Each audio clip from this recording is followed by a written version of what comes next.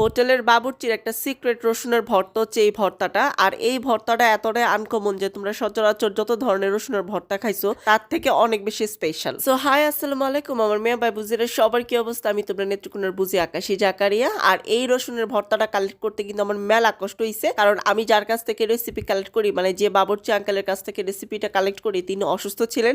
আর সুস্থ হওয়ার আগ পর্যন্ত কিন্তু আমার ওয়েট করা লাগছে এই রেসিপিটার জন্য। সো ফাইনালি আমি তোমার সাথে শেয়ার করতে পারতাছি স্পেশাল রসুনের ভর্তা। তো দেখো এখানে কিন্তু আমি অনেকগুলো রসুন নিছি, আর এইগুলো হামানদিস্তা দিয়ে আমি ভালো মতো করে কিন্তু আদা ভাঙা করে নিছি, মানে থেতলায় নিছি। তোমরা যারা হামানদিস্তা নাই তারা যেটা করবা, মানে শিলপাটার মধ্যে একটু সেচে নিতে আরো।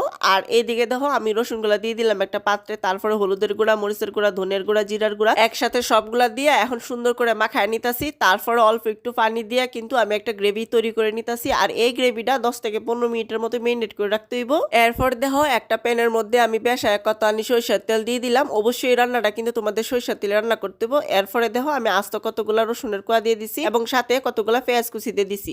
সবগুলার আমি হাই হিটে সুন্দর করে ভাইজা আমি ওই যে গ্রেভিটা রেডি করে রাখছিলাম এইটা দিয়ে দিলাম। তো আমার মেয়ে ভাই বুঝিরা তোমরা কেলা কেলা চাও যে আমি তোমার কমেন্ট করি? যদি চাও তাহলে ঝটপট করে কমেন্ট করে নাও কেলা কোন জায়গা থেকে আমার ভিডিও দেখতেছো। আর গত ভিডিওতে তোমরা যারা কমেন্ট করছো তারা হইছে শাহানা শানু ময়মুন সিং, তানহা তাবাসুম চাঁদপুর, সেলিনা আক্তার ঢাকা, উর্মি সুলতানা সিলেট হবিগঞ্জ, ইসরাত জাহান ব্রাহ্মণবাড়িয়া। অনেক অনেক ধন্যবাদ সবাই কমেন্ট করার জন্য। আচ্ছা আমি কিন্তু দেখো ওই যে মশলার যে গ্রেভিটা রাখছিলাম না, ওইটা ভালো মতো করে কিন্তু কষাই নিছি একবার পানি দিয়া। মোটামুটি 8-9 মিনিট কষাইলে কিন্তু খুব সুন্দর করে এই গ্রেভিটা কষানি হয়ে যাবো। এরপরে দেখো আমি কাঁচামরিচ দিয়ে দিলাম। এখানে আমি পাকা কাঁচামরিচটা দিছি, তোমরা চাইলে কাঁচাটা দিতে পারো, কোনো প্রবলেম নাই। এবং সেই সাথে টমেটো কুচি দিয়ে দিছি। আর টমেটো এবং হচ্ছে গিয়ে কাঁচামরিচটা একটু ভালো মতো করে আবার একটু কষানোর পরে লবণ দিয়ে দিলাম। লবণ দেওয়ার পরে আমি দেখো এনে পানি দিয়ে দিলাম। তোমরা নিশ্চয়ই দেখছো যে আমি প্রথমে একবার পানি দিয়ে কষাইছি, তারপরে কিন্তু এই পর্যায়ে এসে আমি আবার পানি দিয়ে কিন্তু কষাইতেছি, অর্থাৎ 2 বার আমি পানি দিয়ে কিন্তু কষাই নিতেছি। তার পরবর্তীতে কিন্তু আমি কোনো ধরনের পানি ব্যবহার করতাম না। তো যাই হোক, তো এই যে দেখো মশলাটা ভালো মতো করে যখন কষানি হয়ে গেছে,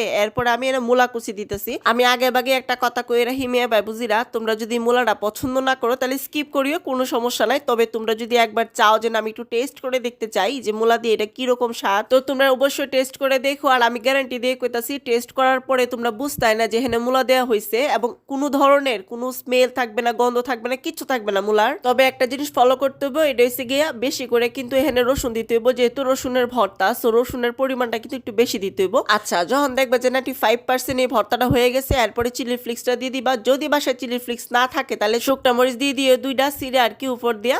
এরপরে দেখো আমি তোমার ধনে পাতা দিতেছি। ধনে পাতার পরিমাণটা একটু বেশি থাকতে হইব। এবং সবশেষে যেটা দিয়ে আমি দিয়েছি সরিষার তেল। আর এই সরিষার তেলটা যখন দিবা তখন কিন্তু একবারে চুলার জালটা নিভাই ফেলতে হবে। কোনো ধরনের মানে চুলাটা অন থাকতে পারবে না আর কি, কোনো ধরনের আগুনের ছোঁয়া থাকতে পারবে না। তো একটু বেশি পরিমাণে দিও যাতে করে ঝাঁজটা বেশি ভাল লাগে আসলে।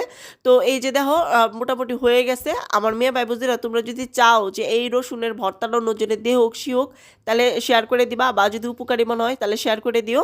আর অবশ্যই কিন্তু তোমরা টাইমলাইনে শেয়ার করে রেখে দিও যাতে করে দেখা ঝটপট এই ভর্তাটা বানায় খাইল তারও। এখন অনেকে সর্দি কাশি জ্বর আছে, তোমরা এই ভর্তাটা দিয়ে ভাত খাইলে একবারে তৃপ্তি সহকারে ভাত খাইতে পারবা, আমি একবারে গ্যারান্টি দিয়ে কইতাছি। কারণ অসম্ভব লেভেলের মজা। তোমরা যারা মানে মূলা পছন্দ করো না তারাও একবার ট্রাই করে দেখতে পারো, বা যদি তোমরা একবারে মূলা দিতে চাও না তাহলে স্কিপ করো, কোনো সমস্যা নাই। তবে আসলে অনেক বেশি মজা। আর সেই সাথে কিন্তু আমার পেজটাতে ফলো দিও, আমার চ্যানেলটা সাবস্ক্রাইব করিও।